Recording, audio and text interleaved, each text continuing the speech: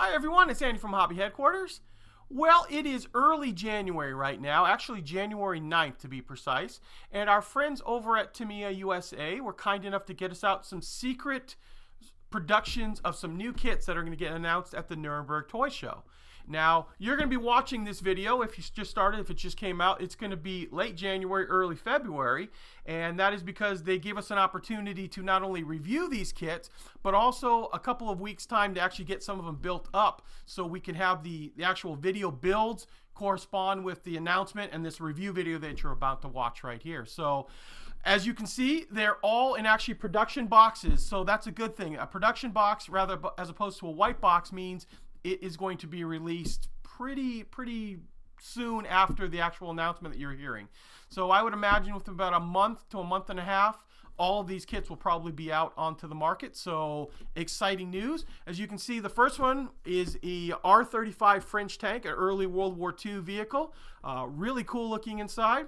They also have a new 40A scale T55. I know this one's going to have a lot of excitement on it. A lot of guys like T55s, and there's a lot of collectors of 40A scale stuff. So, and there's a figure inside too, which is really cool because you don't normally find a figure inside the 40A scale stuff.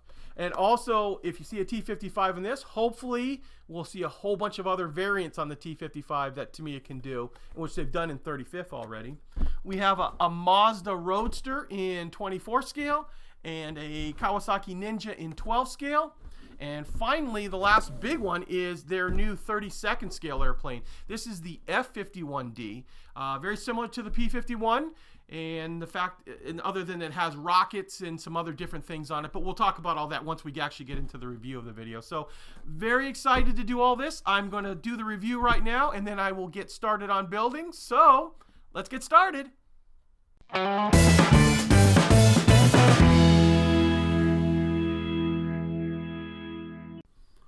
Okay guys, the first kit we're going to take a look at is the new 35th scale R35 French light tank from Tamiya. It's a tank that was originally developed in the mid-1930s, and 1935 was when the actual first ones were produced. That's probably why it says R35 on it. It's a two-man tank, a little over 10 tons, and it's also completely all cast construction on here. So you can see the upper hull and all the turret is all cast. It has a 40mm gun on it and some quite unusual looking suspension right there that you would usually associate with a French tank. So let's take a look inside the box and see what's involved in this kit. Oh, before we do that too, this is also going to be fun to paint too, because this is going to be the first kit I've ever attempted when we have all this crazy camouflage and then all of this black outline border. And I've got a few ideas that I think I might work on there, but we'll see that when we actually get to the building on it. So the kit itself is not too many parts, but we'll just go through each one of them right here and show you guys.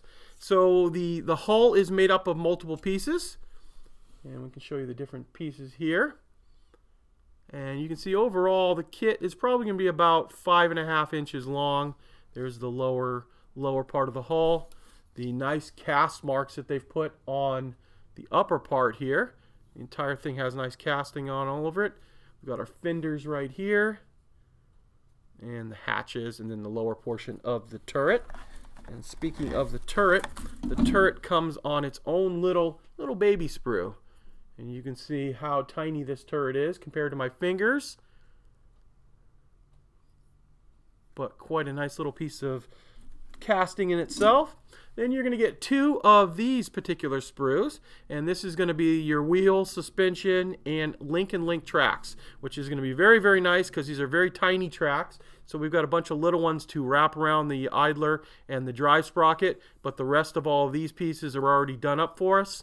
So that is going to make construction significantly easier to put together. Whoops. So we've got two of those, two identical ones. And then we get to the final sprue. A few more suspension parts, a figure, and then just all the other little accessories like the Pioneer tools, tow cable, and the front glacis plate on the tank, and little pieces like that. So 4 total sprues, and 5 if you count that little tiny turret piece, but Looks to be a fairly easy and simple kit to put together, and I think this would make a great little addition if you're going to be doing a diorama, or you want to show off some early 1940s type scenery. And also, too, after France had fallen, the Germans used these. Now, granted, they were in second line type units, but the Germans did use some of these as well. So you could put German markings on it, and they used it in quite a few different areas.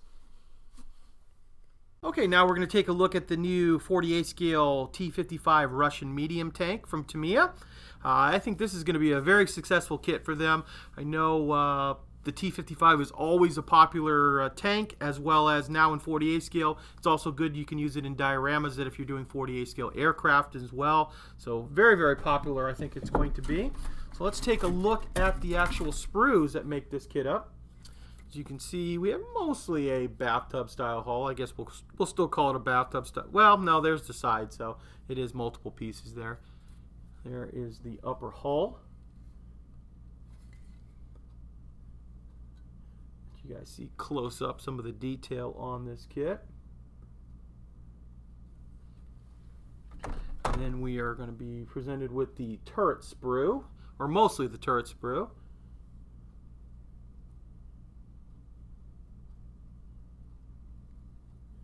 And we've got our barrel. It is part of it is one piece. The other half has the front part of it is molded in two.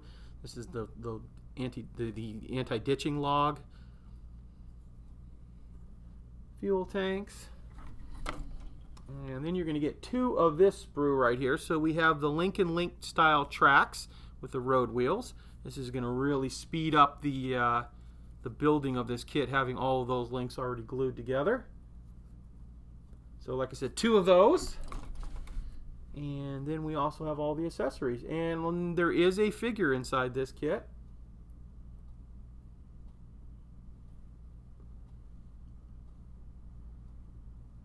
Big machine gun, and that is it, other than a metal weight that's all wrapped up in here. It's not the normal metal bottom to this. It's actually a metal weight that you can put in to give it a little heft, and some string for the tow cable. So that is the entire kit there. Now we're going to take a look at a really cool big kit that's coming out from Tamiya. This is their F-51D Mustang, Korean War. And the F-51D is very, very obviously similar to the P-51D. The F-51 was in 46 when the Air Force split off from the Army. They went from P, meaning pursuit, off to F, as in fighter. Now, the weird thing is, it became the F-51 fighter, but in Korea, it was actually primarily used as a fighter bomber because it was kind of slow compared to some of the jets and stuff that had come out at the time. So it was more used for hitting ground targets than actually dogfighting. But still, it's a very, very interesting subject. So you can do it with all the rockets and drop tanks on it. Really cool looking. Now, there's a lot of plastic in this kit, and we'll just kind of break down each one of the sprues to let you guys see everything on it. To start off with, we've got some of the guns and little accessory pieces, and these are the openings in the wings for the machine gun bullets. 50 cowls. Actually, that's a duplicate sprue. Here we are. Here are some of the other pieces. And like I said, I know this is going to share quite a few pieces with the P-51, but in case you've never seen inside one of those kits, this might be an interesting time to actually see all the incredible parts that went into making up this P-51/F-51. Here are the machine gun bullets trays that go inside the wings. And we have like the cockpit tub, the actual front of the cockpit there, or the instrument panel. Got that out. Seat, some of the insides of the cockpit as well. We've got some of the parts of the wings. Show you the other sides of all these too. And here we have the actual fuselage and the way it's broken up. And this way they could do the two different types. The one with a little bit of a filler inside the tail and the one without.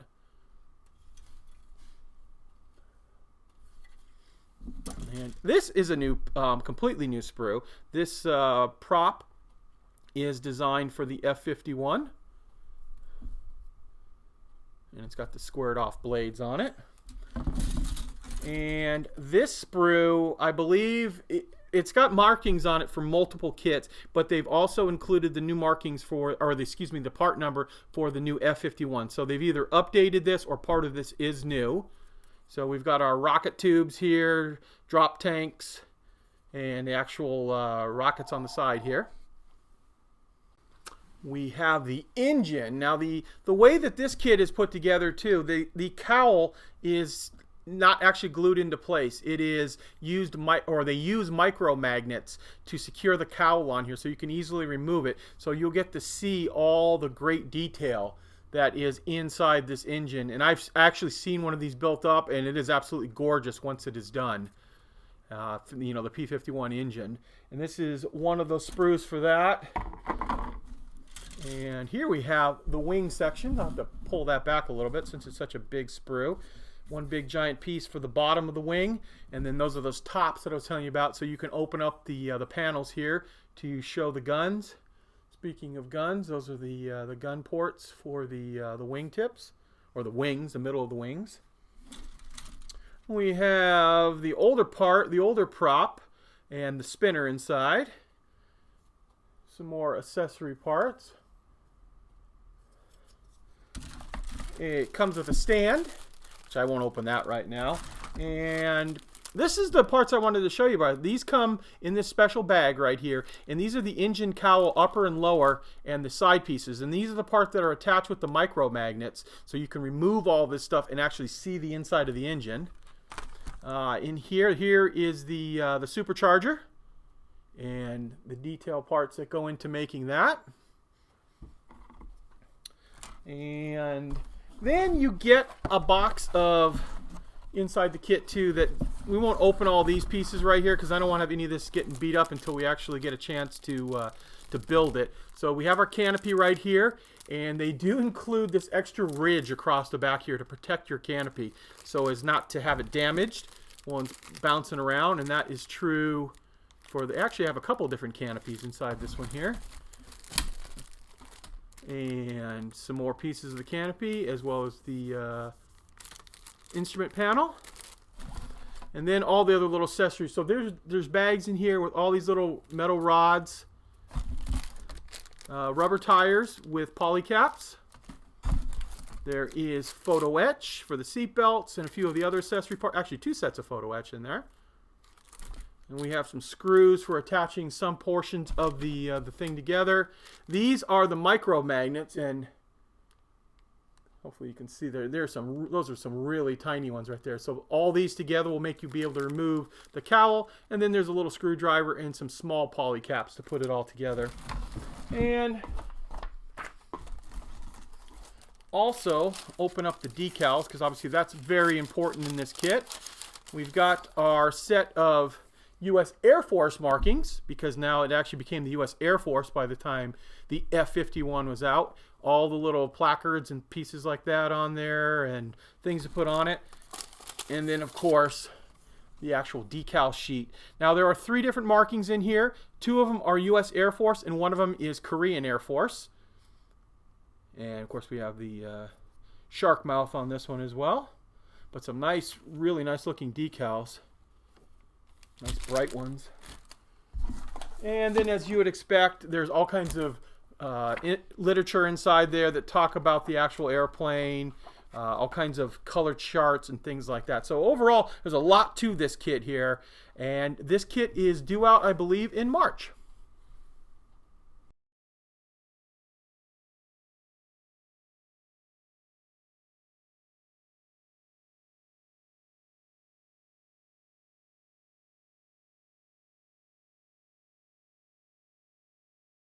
Okay, another kit that is coming out from Tamiya, being announced at the Nuremberg Toy Show, is the 1/12 scale Kawasaki Ninja H2 Carbon.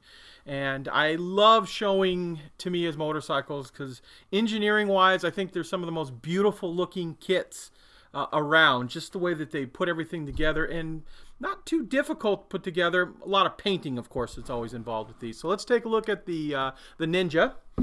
And you'll see what I'm talking about when it comes to detail. First of all, we have our engine sprue, as well as it's got the brakes and the frame.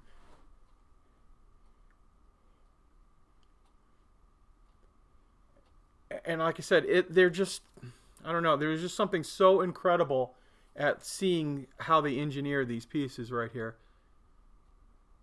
And when you build up their engines, they're just a work of art when it's done right.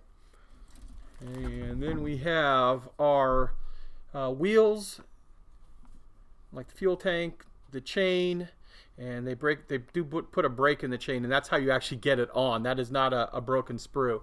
That is actually the way it's supposed to be. You got the radiator, some other body panels, a little bit more of the engine here. Sorry, I guess the black, it's probably not showing up as well on a black tablecloth.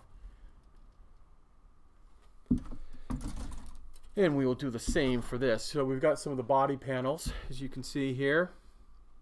They've actually even dyed the plastic in kind of a metallic black color. That's pretty cool.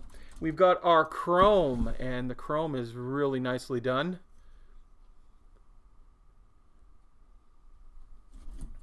Some more body pieces, as you can see right here. And then we have the front cowl.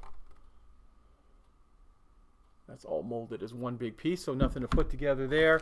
And then, of course, you're going to get a bag with all the accessories. So there's going to be a big metal, real metal spring inside, some tubing of different sizes, screwdriver, and two beautifully molded wheels. I just don't like opening these packages until you're ready to do something, because I would hate to lose one of these parts, because it makes it kind of difficult to build without that.